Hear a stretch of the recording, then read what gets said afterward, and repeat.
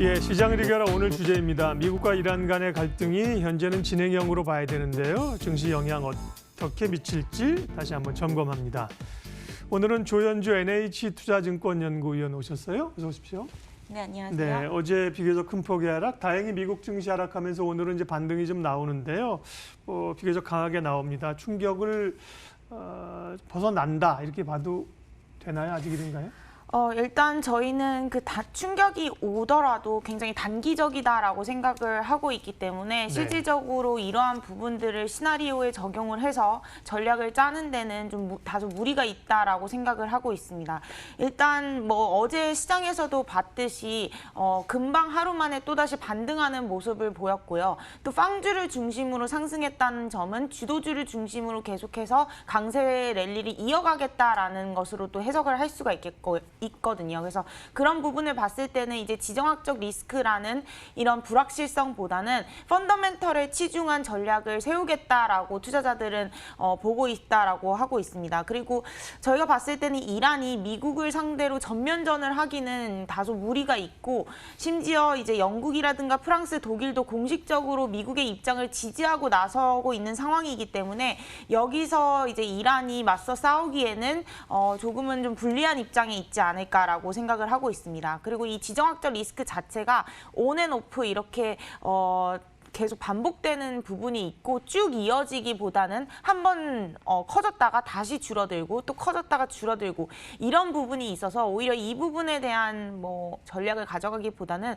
오히려 지정학적 리스크가 확대됐을 때는 좀 매수 기회다 이렇게 판단하고 있습니다. 예, 제가 질문을 뭐 이제 그 충격에서 벗어났냐고 여쭤봤습니다만 사실 뭐 하루 만에 떨쳐버릴 문제는 또 아니지 않습니까? 말씀하신 것처럼 그 문제가 좀 불거져서 조정받을 때는 매수 기회를 주고 또 좀 올랐을 때는 불안함이 좀 줄이고 그렇게 가면 되겠고요. 어쨌든 장기적인 악재로 올 한 해를 이제 지나고 봤을 때 시장을 전체적으로 휘둘릴 그 정도의 모멘텀은 아니다. 예, 그렇게. 네. 일단은 뭐 장기전으로 가면서 뭐 시장의 그 강세 압력을 수그러뜨리는 이슈는 좀 아니다라고 판단을 하고 있습니다.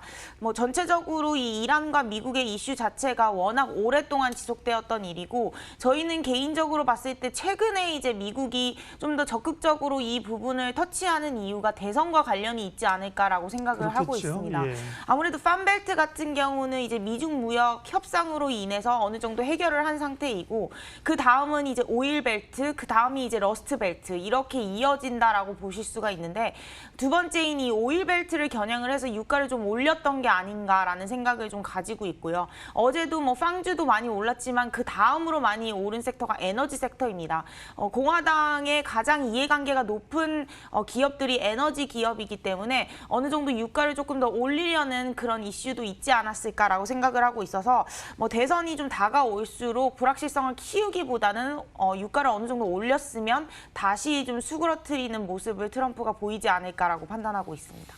문제는 이제 이란 사태뿐만 아니라 사실은 연말에 소위 주식으로 대표되는 이제 위험 자산이 제법 오르지 않았습니까? 그래서 이제 새해 보면서 안전 자산과 위험 자산의 어떤 비중, 구조 이런 게 사실 살짝 고민이 되는 차인데 이런 악재가 불거졌기 때문에요. 다시 좀 안전자산으로 금이나 채권 이런 쪽, 달러 이런 쪽으로 가고 있는 거죠. 이제 기싸움인데요. 어떻게 될까요? 네, 일단은 뭐 안전자산 선호 심리가 다시 불거진다라고 보기는 좀 어려울 것 같고요. 저희는 일단은 연초는 여전히 위험 자산이 좀 상대적인 우위가 있을 것이다라고 생각을 하고 있어서 적극적으로 주식 쪽으로의 자금 유입 기대를 하고 있습니다. 뭐 안전자산 같은 경우는 원래 위험 자산이랑 좀 동반 상승하는 경향이 있는데 그 가운데서도 저희는 달러라든가 아니면 금리 뭐 채권보다는 오히려 금 가격은 계속 오를 수 있지만 뭐 나머지 안전자산 뭐 엔화라든가 이런 쪽으로 자금이 좀 몰리기는 쉽지 않다라고 판단을 하고 있습니다. 일단 첫 번째로 금 같은 경우는 좀 예외적으로 계속 오를 수 있다라고 판단하는 이유는 안전자산도 있지만 사실 인플레이션 해지 자산이기도 합니다. 그래서 금리가 많이 내렸을 경우에는 오히려 금 가격이 올라오는 성향을 보이기 때문에 페드의 완화적 정책 기조가 올해도 지속된다라고 본다면은 금 가격이 상승하는 배경이나 그 상황은 여전하다라고 생각을 하고 있어서 지금 뭐 1,567 달러 정도 되는데 한 1,720달러 정도까지 올라올 수 있다. 그러니까 여기서 한 추가 10%의 룸은 저희는 좀 열어놓은 상태이고요. 그렇다고 이제 뭐 완전히 리스크 오프 안전자산으로 자산 배분을 하시기보다는 저희는 오히려 뭐 미국 같은 경우는 주가가 많이 올라 있는 상태지만 신흥국 특히 한국이나 중국 같은 경우는 여전히 밸류 매력이 있기 때문에 그리고 지금 이제 막 수출이라든가 경기 지표가 개선되고 있는 모습이기 때문에 신흥국 중심으로 위험자산 선호 심리는 당분간 지속될 수 있다라고 판단하고 있습니다. 네, 연말에 가졌던 큰 기조 자체는 아직까지 변한 게 없다는 말씀이시고요. 이란 사태는 어쨌든 이번 주도 계속 주목을 해야 되는 상황이고 그 이슈를 제외한 이번 주 주식시장에서 또 주목할 변수는 어떤 것들입니까? 네, 일단 한국에서는 뭐 가장 중요한 이벤트가 이번 주에 CES가 있고요. 네. 또 외국 대회에서는 이제 중국 물가 지표가 예정이 되어 있는데 일단 네. CES 같은 경우는 통상적으로 항상 IT 섹터를 좀 올려줬던 모멘텀으로 좀 작용을 그렇죠. 했습니다. 예. 뭐 올해도 뭐 롤러블 TV라든가 뭐 스마트홈, 자율주행 이런 것들이 화두가 될 것 같고요. 삼성전자 실적 발표도 남아 있기 때문에 1분기를 저점으로 2, 3, 4분기는 저희는 계속 개선될 수 있다라고 판단을 하고 있습니다. 어닝 턴어라운드 기대감을 가지고 있기 때문에 저희는 IT 섹터 특히 반도체 같은 경우는 계속해서 매수 추천드리고 있고 중국 물가 지표 같은 경우는 생산자 물가가 좀 중요한데 그 이유는 이제 한국의 철강이라든가 화학 업종과 연관이 높기 때문입니다. 근데 이번 생산자 물가 같은 경우에도 전월 대비 그리고 전년 대비 상승할 것으로 저희는 예상을 하고 있어서 뭐 춘절이라든가 연초 재고 재축적 기간을 반영을 하면 물가는 보통 올랐습니다. 그래서 그런 부분들을 봤을 때 이번 주 있을 이벤트는 오히려 주식시장에 좀 호전적으로 좀 작용을 할 것이다라고 판단하고 있습니다. 예, 어쨌든 전반적으로는 연초 흐름이 조금 주춤하고 있는데요. 전략하고요. 그러면 이제 좀 조정을 이용한다고 하면 어떤 섹터를 확대하면 좋을까요? 네, 아무래도 뭐 연말 산타랠리 그리고 이란 이슈 때문에 좀 조정에 대한 두려움이 좀 있으신 것 같습니다. 근데 저희는 기존의 그 뷰를 유지를 하는 상황이고요. 뭐 상반기까지는 주식시장의 랠리가 이어질 수 있는 강세장 조건들이 어느 정도 맞춰져 있다라고 판단을 하고 있어서 오히려 적극적으로 매수하는 전략을 좀 추천을 드리고요.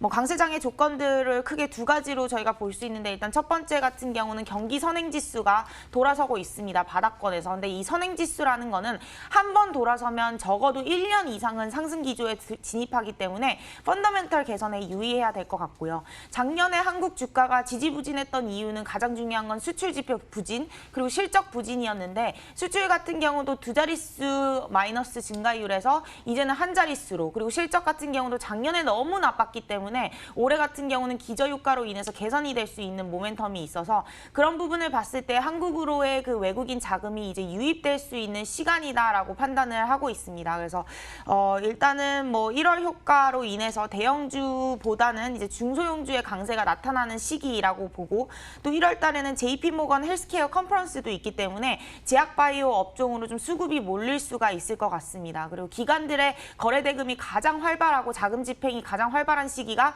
1분기입니다. 그래서 그런 부분을 봤을 때 외국인들이랑 기관들의 수급으로 인해서 랠리가 이어질 수 있다라고 판단을 하고 있어서 오히려 이런 대외 변수들에 너무 큰 우려를 갖기보다는 좀 적극적으로 매수하는 것을 추천드리고 있고요.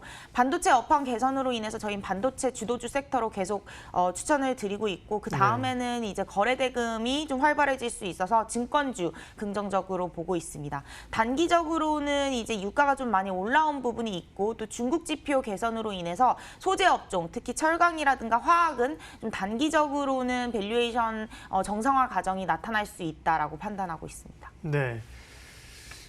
다소 좀 흔들리는 또 이란 악재가 겹친 상황에서 시장 전략 점검했습니다. NH투자증권 조연주 연구위원 함께해 주셨습니다. 고맙습니다.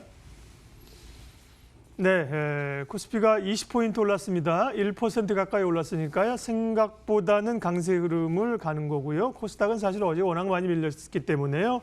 1% 역시 반등이 나옵니다. 출발 마켓온 오늘 순서는 여기까지 하겠습니다. 오늘도 성공 투자하십시오. 고맙습니다.